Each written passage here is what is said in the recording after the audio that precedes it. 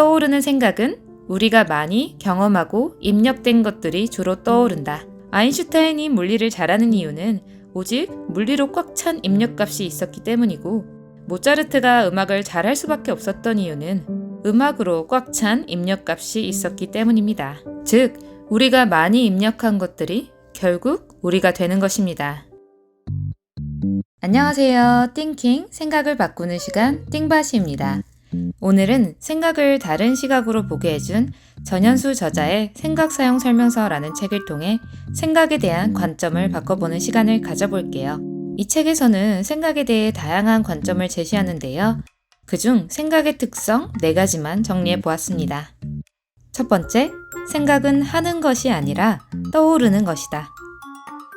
생각은 광범위한 뜻과 인식을 가지고 있죠. 그래서 사람마다 가지는 의미나 와닿는 느낌이 다릅니다. 그럼에도 공통적으로 가지고 있는 인식 중 하나는 내가 생각을 한다 인데요.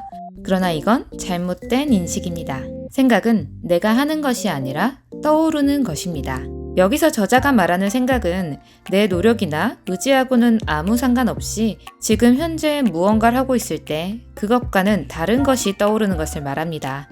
마음이 실제 존재하는 것에 집중하고 있거나 어떤 내용을 보고 있는 것 자체는 생각이 아니며, 그것을 보고 있다가 갑자기 다른 것이 떠오르거나 과거와 미래에 대한 내용이 연관되어 떠오른다면 그것이 바로 생각인 것입니다. 책 속에 이 떠오르는 생각에 대한 쉬운 예시가 있었습니다.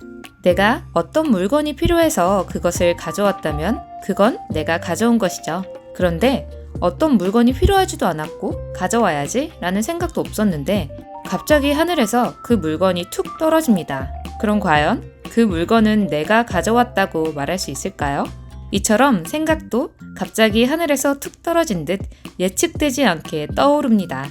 여러분들도 한번 시간이 날 때 자신의 생각을 가만히 지켜봐 보세요.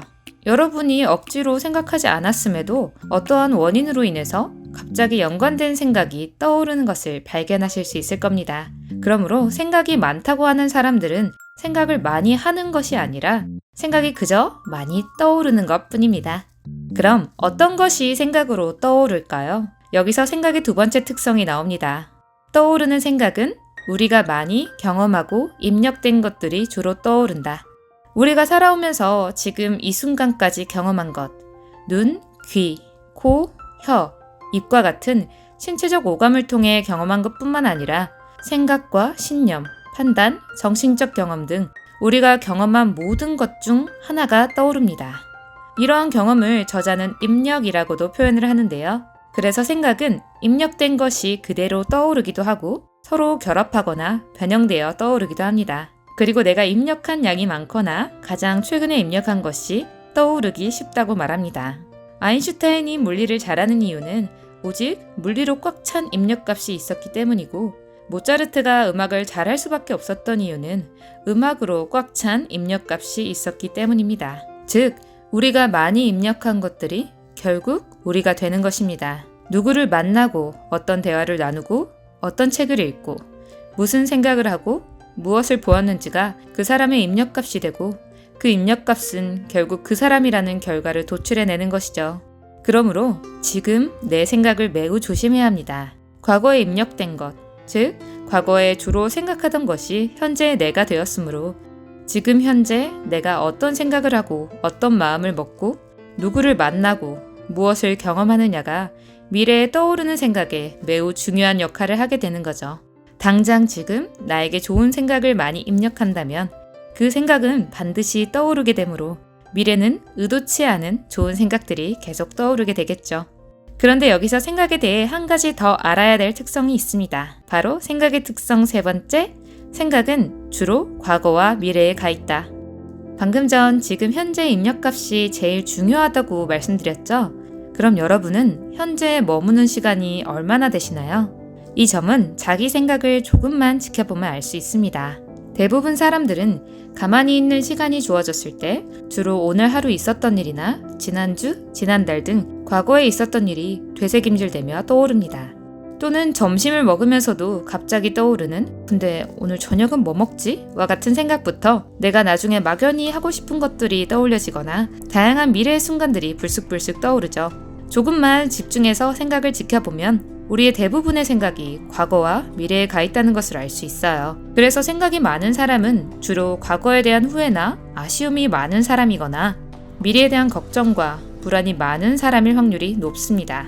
오직 인간만이 생각을 통해 미래와 과거를 넘나들며 과거를 보상하기 위해 미래의 계획을 세웁니다. 즉, 미래를 과거로 채우면서 정작 제일 중요한 현재에 있지 못하는 경우가 많죠. 현재에 머물면서 살아가게 되면 많은 생각이 사라지게 됩니다. 떠오른 생각을 잘 지켜보세요. 여러분의 생각은 주로 과거와 미래, 현재 어디에 있나요? 생각의 특성 네 번째, 부정적인 생각은 떠오르는 힘이 특히 강하다.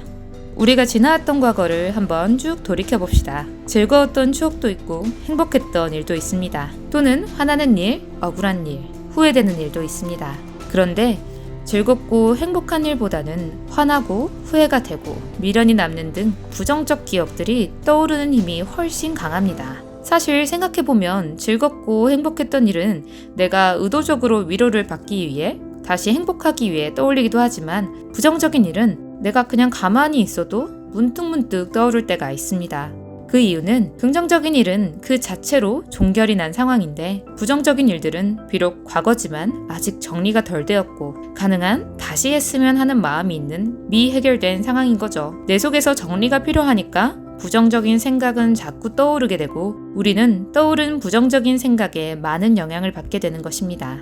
미래 또한 희망차고 기대되는 미래도 있지만 불안하거나 걱정되는 미래도 있습니다. 이 또한 좋은 미래보다는 안 좋은 미래에 대한 생각이 훨씬 많이 떠오릅니다. 안 좋은 미래는 대책과 대비가 필요하니까 훨씬 간절하고 힘이 셉니다.